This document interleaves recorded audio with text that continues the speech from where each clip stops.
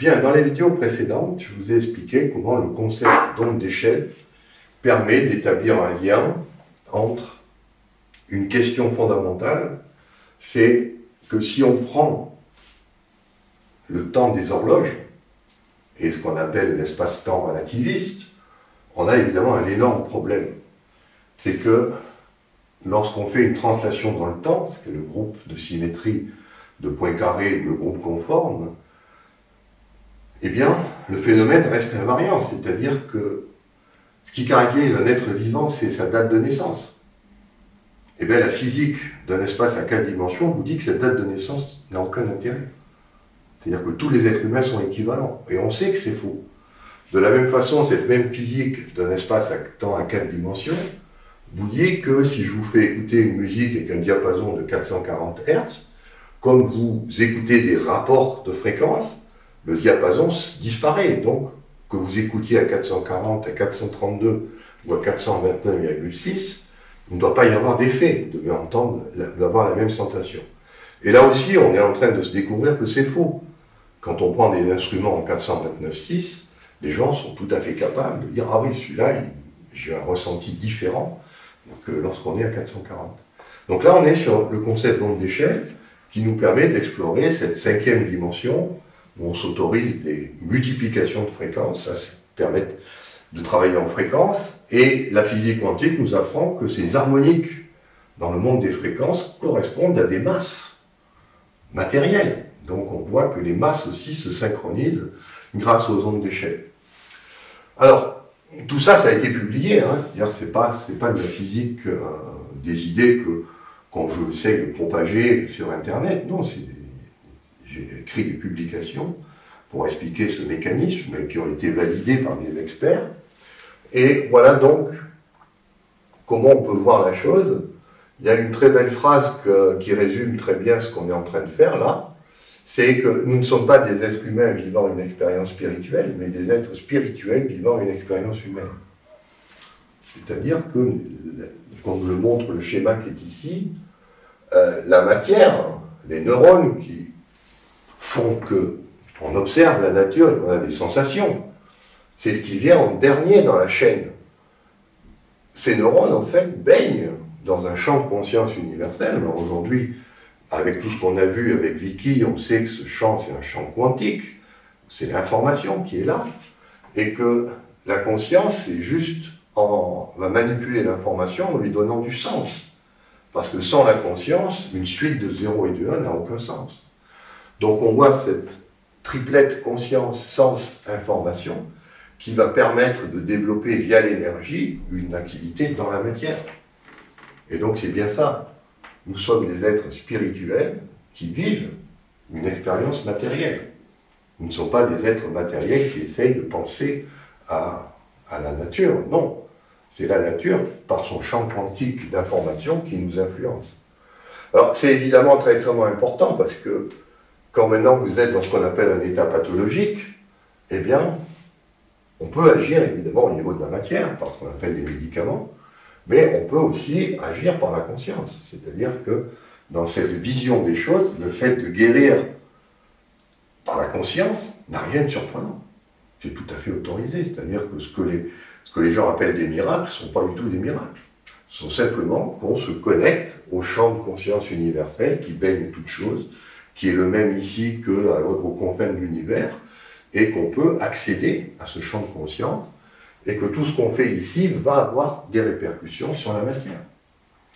Donc voilà, c'est une nouvelle façon de voir l'être vivant, et encore une fois, ça a l'avantage de mettre l'être humain au centre du jeu, et non pas une profession ou quelque chose qui est indépendant. Alors, l'autre chose qu'on a appris, c'est qu'il y a cette notion d'échelle, c'est qu'on utilise, par exemple, quand on fait les yoctos, les heptos, les attos, les femtos, on multiplie par un facteur multiplicatif, on change d'échelle à chaque fois, mais il se trouve que les équations de Maxwell qui pilotent la lumière, comme on l'a vu, sont invariantes par ces changements d'échelle. C'est-à-dire que j'ai les mêmes équations, que je sois à l'échelle d'une molécule ou à l'échelle d'une galaxie. On a vu aussi que ça suggérait ces équations qu'il y avait bien donc un espace à 6 dimensions, c'est-à-dire que cette conscience ici se produit dans un espace à 6 dimensions, qui est bien sûr décrit un monde d'information invisible, qu'ensuite on va projeter d'un monde vivant à 5 dimensions, c'est piloté par le groupe, on a vu ISO de CAD 2, et comme sous-groupe dans cet espace conforme à 5 dimensions, on a le monde inerte, par opposition au monde vivant qui, lui, se voit dans la 5e dimension. On a le monde des objets inertes qui se situe avec le sous-groupe ISO 231.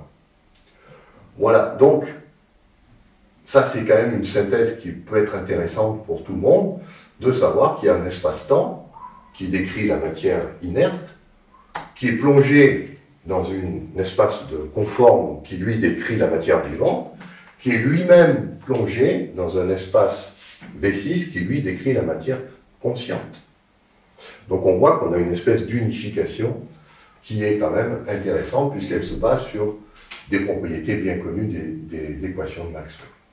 Alors quelles sont les conséquences? Bien, par exemple, il y a tout un groupe de vidéos qui sont consacrées à la notion d'information, qui sont aussi disponibles sur cette application Wiki, vous pourrez aller les voir. Mais voilà déjà ce qu'on peut envisager, c'est qu'un être vivant fonctionne comme ceci, c'est-à-dire qu'il y a un extérieur, il y a un intérieur, il y a la capacité à traiter un certain nombre de bits par seconde, ce qu'on appelle une bande passante, et on voit que, suivant qu'on est à l'extérieur ou à l'intérieur, eh bien il peut y avoir des variations dans ces bandes passantes. Les sens, par exemple, ont des bandes passantes très élevées, mais on est à 1 million de bits. Par contre, dès qu'on veut analyser ces sensations corporelles, on est obligé de passer par ce qu'on appelle l'état de conscience personnelle, c'est-à-dire un état où on fonctionne grosso modo à 20 bits par seconde, et qu'on pourrait accéder par la conscience à quelque chose, la conscience universelle, non pas la conscience personnelle, à V6, c'est-à-dire un état où on a des vitesses des bandes passantes qui sont de l'ordre de 10 puissance 12 par seconde. Et puis il y a le corps, évidemment, qui a sa propre échelle, qui fonctionne comme l'essence, et qui peut être piloté soit par la conscience à 20 bits, soit par ce qu'on appelle la pleine conscience. Lorsqu'on focalise, on fait attention à ce qu'on fait, donc on peut augmenter un petit peu sa bande passante. L'autre chose qui est en évidence, c'est que, évidemment, dès qu'on passe par l'eau, on ralentit la bande passante. Dès qu'on passe par l'éther ou le vide, on accélère la bande passante. C'est-à-dire qu'on a deux moyens, en fait, de vivre. Soit je vis par mon eau corporelle, soit je vis en me connectant à l'éther. Et comme vous le voyez, c'est pas du tout la même chose en termes de bande passante. La connexion par l'éther vous amène ce qu'on appelle la connaissance intuitive, c'est-à-dire que les choses arrivent très vite, alors que quand vous passez par l'eau corporelle, ça peut être beaucoup plus long. Alors, bien sûr, ça on connaît bien, hein, comment ça fonctionne de ce côté-là, puisque c'est l'état de conscience où on dit « je ». Comment peut-on passer par là? Eh bien, ça c'est l'idée qu'on défend ici dans le Wiki, c'est que si on veut se connecter à l'éther et au vide, ben, il y a des moyens. Ça s'appelle le REM, ça s'appelle la transe chamanique, ça s'appelle les expériences de mort imminente ou les expériences de sortie du corps.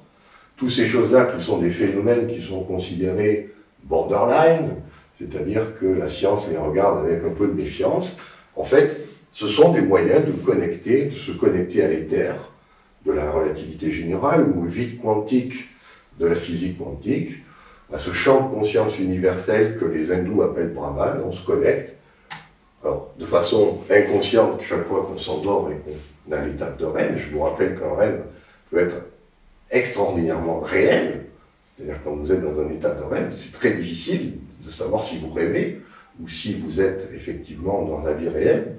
Mais pour ceux qui pratiquent la transe chamanique, c'est pareil, on voit bien que ce monde ici qui passe par l'eau peut être court-circuité et qu'à ce moment-là, on passe dans un monde où ce ne sont que des fréquences, des couleurs, des sons qui sont les caractéristiques de la transe chamanique. De même, quand on fait des expériences de mort imminente, bon, j'ai eu la chance d'en faire une, donc je sais de quoi je parle, eh ben, on voit bien qu'on existe indépendamment de corps de matière. Donc ça veut bien dire que tout ce qui est raconté ici est une réalité tangible Et c'est satisfaisant de savoir que c'est basé non pas sur des considérations philosophiques, parce que ça, on est arrivé à cette conclusion il y a 4500 ans, mais que c'est aussi à cette conclusion qu'on arrive en prenant de la méthode scientifique standard, équation de Maxwell et puis groupe de symétrie, qui nous montre vraiment dans quel type d'espace, quelle est notre structure de l'univers. Et donc c'est bien rassurant de voir cette convergence entre la tradition, la philosophie et l'approche scientifique. On arrive au même langage. Et ça, c'est souvent signe qu'on est sur la bonne piste, qu'on n'est pas en train d'explorer un chemin de traverse qui aboutit à une impasse. Voilà, dans la dernière vidéo, donc, je vous proposerai de faire un pont, un petit peu, de parler de quelque chose qui est quand même assez perturbant. Qu'est-ce qu'il y a après la vie? Est-ce que, là, vous comprenez qu'après la vie, il y a autre chose?